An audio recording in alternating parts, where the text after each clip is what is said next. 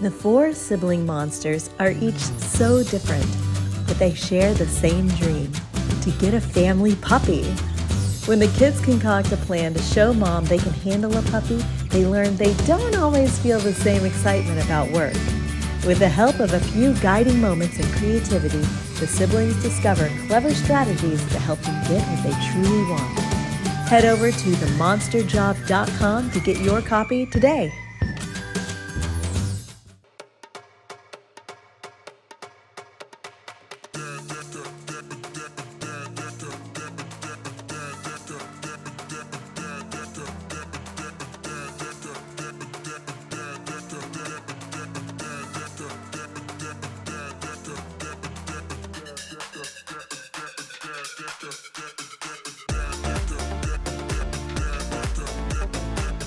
After living for a few years in the Republic of South Africa, she came back to the U.S. to top her economics degree with a master's in mathematics.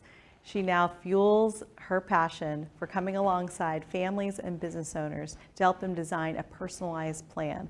But as a mom herself, she is rounding up the moms. With me today is certified financial planner Apryl Pope. Apryl, thank you so much for being here. Absolutely. Thanks for having me, Faith. Yes. So tell me about your work with moms.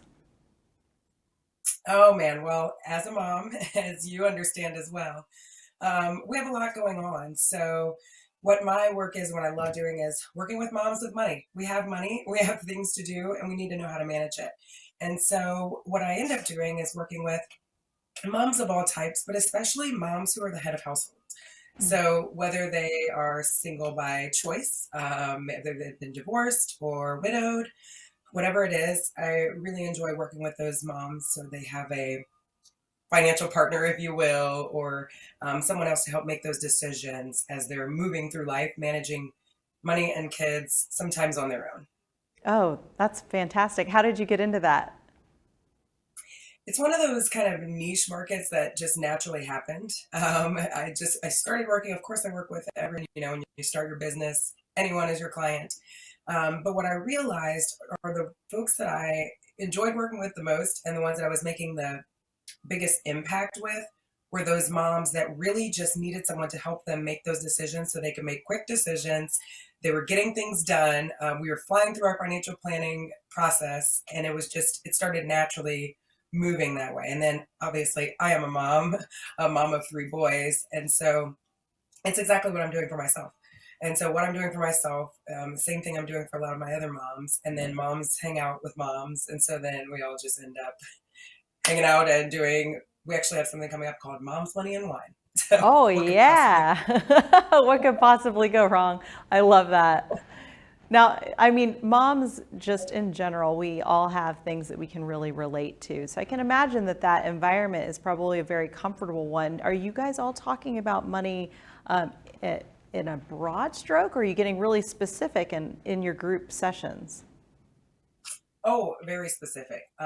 It's almost like, look, we don't have time to like beat around the bush or think of like lofty concepts or anything. It's like, okay, no, what do I need to do right now? Okay, my kid just got his first summer job. Like, what are we doing? Not like, oh, it would be a good idea. Yes, we set up the three jars and things like that, but we are actually setting up Roth IRAs for these teenagers and even less than teenagers. So we're getting the specific things that they need to do and getting them done. So you're not just coming alongside moms for them to have their independence with financial planning. You're also teaching moms about how to educate their kids and set their kids up. Oh, absolutely, because it's not done. And so since we're missing that, it doesn't get done in high school, middle school, wherever, not even in college a lot of times if you're not in a certain major. And so what we're finding is moms are getting excited about what they're doing and they're like, "Oh my gosh, it's always every single time without fail. If only somebody would have told me this earlier. If only someone would have told me this earlier." And so I'm like, well, guess what? You've got some little ones and we can tell them early. And so we start with these little ones and they like to see what it is to be a millionaire. Like that's how I hook them, the young ones, especially the school age kids. And I show them, $100 a pay, 200 a pay for this long, you'll be a millionaire. Like, And they're like, what? Like, I could do that. I spend that on gym shoes. Yep, you sure too. So do you want $1 million when you hit my age, or do you want like a whole bunch of shoes? Like, we could figure out how to do both, but just understanding, that's how I teach opportunity cost and the value of investing. I love it. Now, a lot of times I think that there is an assumption that if you can go to a certified financial planner, it means that you already have the money to work with. What's the demographic looking like with the moms that you're working with? Do they all have their nice chunk of change? Or are there any that can't pay their kids $100 a week allowance? Yes, no, it's all over. And it depends what type of financial planning you need. And I kind of break it into like coaching versus planning. So yeah, technically you would need to have some math for me to actually do a lot of the but if you are starting out, you might need more financial coaching. And that's where a lot of that education and budget work, debt elimination, those kinds of things. So you can still work with a certified financial planner. It's just a different role. And it might be more of a coaching role so that we can get you to that where we actually have assets to manage. I see. So what kind of things are you equipping the moms with so that they can guide their kids? Or are you bringing the kids into these Moms, Money, and Wine? They are not one. No, we keep that just for the moms. But I've done everything from small groups at people's homes. I've done that. I used to teach this curriculum in high school. So I've taught to, hundreds of kids, specifically financial literacy. But it's more the tools and everything that we're telling the moms to do. I have the kids come to the meeting. So if we're doing a specific planning meeting, or maybe doing something simple like a rollover where they're just starting in a Roth IRA or something like that, an example, or even the kids 529 plan, like the kids will come. I'll just say, bring them to the meeting. Let's sit here. And some of them, they'll just be like, oh, rah, rah. But then some of them are interested in it. And then I tell them too, like, you'll eventually will inherit this if you do right. So you have a vested interest in making sure mom is taking care of this money, because it will be yours. So you should probably pay attention. Yes. Well, and I can imagine even the exposure to terms like Roth IRA is probably going to do wonders for them. I mean, just having a baseline of terminology would be wonderful. Now, you also taught Yes. in high school. What was that like? I mean, was there enough engagement? Did you feel like they came away with enough that they could hold on to? I mean, you're no bias, right? Because you were the educator, but do you feel like it resonated with them and could actually stick with them post high school? Absolutely. So, and the way I did it, I kind of snuck it in. It was not part of the curriculum, Like but I had vegetables? seniors like vegetables that you put in lasagna. So, yes, I snuck it in. I had seniors that 8 a.m. first bell did not want to do all of this. Like, they're not interested. It's calculus, pre-calc, the end of the year. So I said, after we took exams, I closed the door. I said, don't tell anybody, but I'm going to teach you guys for the next 2 weeks stuff that really matters. Oh, And so I was like, let's just try it. And so I taught them what checking account, savings account, what this was, what the stock market was, what investing is, student loans, how to go to college without student loan, and all this stuff. And when I tell you, they were walking in like, oh, Miss Poe, what are we doing today? Oh, okay, can we see, I was thinking about this stock, like, and we're fake trading stocks and things like that. So those kids, I'm like, is this my same? Like, we're literally falling asleep, in the morning, like trying to try AP calculus with seniors the last year, like 8 a.m., not a good idea. They were engaged. And not only was that, they actually went out, and I had several of them that started investment accounts. And some of them, even now, I wasn't a financial planner at that time. I was obviously just a teacher. Some of them are current clients of mine now. And some of them has been investing with their other advisors since, I think I stopped teaching in 2015, maybe 16 or so. So yeah, they actually went out and did it. It that's was awesome. oh, that's incredible. It's got to be. Wait, first of all, rule breaker, and I love it. I know. I was like, don't tell the principal. And what a great way to draw them in too. It's like, I'm going to teach you what you really need to know. This is the insider information that you really need to know. I mean, they know that they're not going to need calculus when unless they're going to be some kind of a scientist. I mean, how many of us typically will use calculus in our day-to-day life? So I can imagine they would just light up about that. But how did you keep them so engaged? it was just real life stuff. I think maybe now that you're saying it, it might be the whole idea that it was this secret too. It was like we're getting this secret information. But there was no textbook. There was no. I mean, I didn't. Eventually, I did, and they actually started lobbying on behalf of it. They were like, "We need to learn this stuff." So I found a curriculum, and then they kind of band together, and some of the juniors as well, and went to administration like, "This is the stuff we need to be learning." And Miss Polk said, "Exactly. I'm never going to use calculus until after this test." So like, and I'm like, "Well, just move it down a little bit." But yeah, so I think keeping them engaged with, and they were also part of the advocacy. So they saw the importance of it. And so we actually did, I would say they were just as instrumental as, myself getting it in there. We got it into the curriculum. And so that it took, I think, another semester or two, but it was an elective that folks could choose and the class was full. That's incredible. It's absolutely incredible, especially when we hear so many reports and studies that show that financial education courses that are put into high school programs are failing.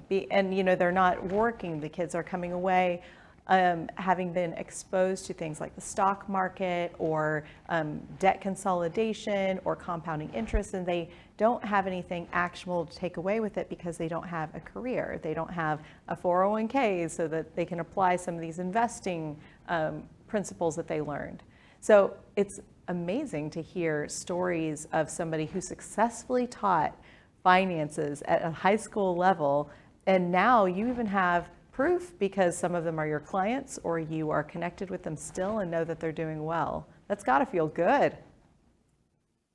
Yeah, it was fun. And I even tied it into the community. Like I would teach them what those check cashing places really were. Because like you said, some of these kids aren't going to take, we don't know what's going to happen with finances, but things that they really should understand. So if I could stop one or two kids from ever going into a check cashing place because I made them do the math and realize how, I mean, it's literally should be illegal, what those charges are when you go in those places. And I'm like, those that are on the corner of every block in your neighborhood, this is what's happening. So then it was like exposing that.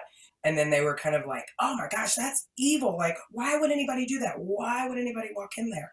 And I'm like, yeah, because I mean, it's obviously desperation. So let's see, how can we make sure you never walk into one of those? How can we make sure when your mom is going to walk into one of those or somebody else, your brother, your uncle, whatever it is, you don't want to shame anyone, but maybe just see if there are any other options they could do besides, paying 1,500% to borrow a little money for a couple weeks. Yes, I love that you brought in real world situations that they could understand. So you brought in the community as in they can see these places, what you're talking about. They can see the situations, they understand those concepts. That makes it a lot more relatable. And that makes me wonder if it's not so much that it's failing at the high school level, it's that it's the curriculum that's being put into place.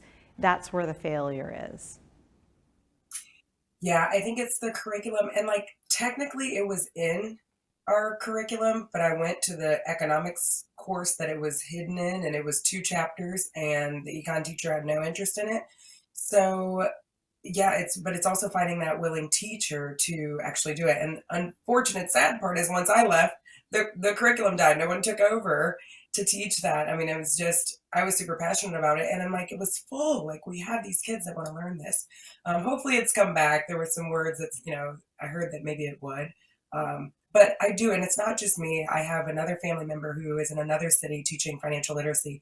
And actually, his full course load now is all financial literacy. Wow. So he's back. There's so many that are interested and need it that he's actually replaced all of his algebra, calculus, algebra 2 courses and is a full load of financial literacy. Oh, that's incredible. Yeah. Yeah. He loves it. Well, so across the finance sector, I know you've worked in many modalities, still work in many modalities within the finance sector because you do retirement planning and you're a certified financial planner, and you're coming alongside families and business owners. So we see lots of verticals here. Across all of those, are you seeing patterns of things where you feel like this is a hamster wheel? If we could put a stop to those questions, we could do it and would it be an age? Would it be a topic? Yeah, the one thing as you're saying that, everybody wishes they started earlier. Everything is so much easier if you just started earlier and just did a little bit at a time. So whether it's your 401k, you can't catch up is hard. I mean, it's the same with fitness. Like if you just start a little earlier and do a little bit of stuff right every single day, it's going to do a lot better than you trying to put together all these plans and do things later. So even my older clients that are reaching retirement and all of that, I mean, yeah, all are saying, I wish I would have done it earlier. Even in their 40s, I wish I would have done it earlier. So I think if we could just, and there's literally no reason, I can't think of a reason why anybody who is working a full-time job does not end up with $1 million 30 years after whenever they started working. So if it was at 20, they should have at least $1 million by the time they're 50. It's not, if they just start early and understand investing, there's no reason why we should be retiring, trying to wonder whether Social Security is going to hold us Wow. up, because it's not. It's not. So just starting early. I mean, my 11-year-old is on payroll. He works for me, and he gets a 3% match into the 401k. And he thinks he thinks it's, oh, that's cool. He picked his little fund and all this kind of stuff. But I'm like, even I just do the projections for when he's 40. I'm like, dude, even if you don't do anything or work for anybody else, like this is going to have a huge impact on your life. And he doesn't notice the difference. It's like, one less ice cream when he's at Kings Island. I mean, it's not huge, but because he started early, compound interest, it's the eighth wonder of the world, compound interest, but you got to start early. So I think Yes. across all, moms wish they started early, retirees wish they started early, business owners wish as soon as they started their business, they would have started putting money away from themselves. Everybody wishes they started earlier. So, what kinds of things are you doing to change the conversation at home? I'm sure we all want to know. I definitely want to know, how do you talk to your kids about money at home? Oh man, so we do talk about money a lot. I think the main thing is they understand we don't hide things. Like they understand what things cost. They see when we want to do something. Like we just did our schedule for camps. Like we let them know, like, yeah, you're going to go to this, but this is what it is. So we're very transparent with things that we spend as a family. They also they all have bank accounts, and they have college funds and savings things, but they also need to put money aside. And so we also don't use the word credit card. They have to use the word debit card. So like my 4-year-old got some game and had a card. He's like, look, I got a credit card. I'm like, no, we use debit cards. Like, yes, we do, but I want them to get in the habit of, yeah, we don't have to borrow money, because if you have money, you don't have to borrow money. So let's Mm. just use the money we have. So things like that. Of course, books, there aren't that many books. There are some other ones, some new books we need to be reading about finances, but I mean, there are a couple of fun little books that we read. But I think it's more the day to day, them knowing what we do. They know, like with our rental property, they know that some people live in this, they don't know the exact concept, but some people live in this house and they give us money every month to do that. So they're like, oh, okay. So so we just talk to them about what we're doing with our finances, and sometimes even ask for input. Like, what do you think about this? What do you think about that? Oh, I love that. I love that you're inviting them into those conversations. And I hear, the starting early, I hear your transparency, and I hear your little bits along the way. Is going to go such a long way for your kids, and I am sure the kids of the moms that you're working with. So love the work that you're doing. Thank you. Thank you. Well, do you have any advice or tips for moms that you can offer to us? Oh, I would say in addition to just starting early, just anything you're doing is okay. We are moms. We shoulder a lot. We have a lot going on, and sometimes it gets overwhelming. But if there's just one thing, just do one thing. And I would say put yourself first. You can't decide what it is. You don't know whether to save for your kid's college fund or their car or whatever. Put yourself first. Put money aside for yourself first, because if you put everything else for everybody else, you're going to end up living with your kids when it's done, whether you want to or not. So I always have that conversation with moms. I say you got to save for retirement. There's no loan for retirement. So unless you really want to live with your kids, start putting money away from yourself now, so you're not living in their basements when they're trying to raise their families. I like the grace. Thank you so much for your insight and perspective, Apryl. Anytime. Thanks for having me, Faith. Yes, my pleasure.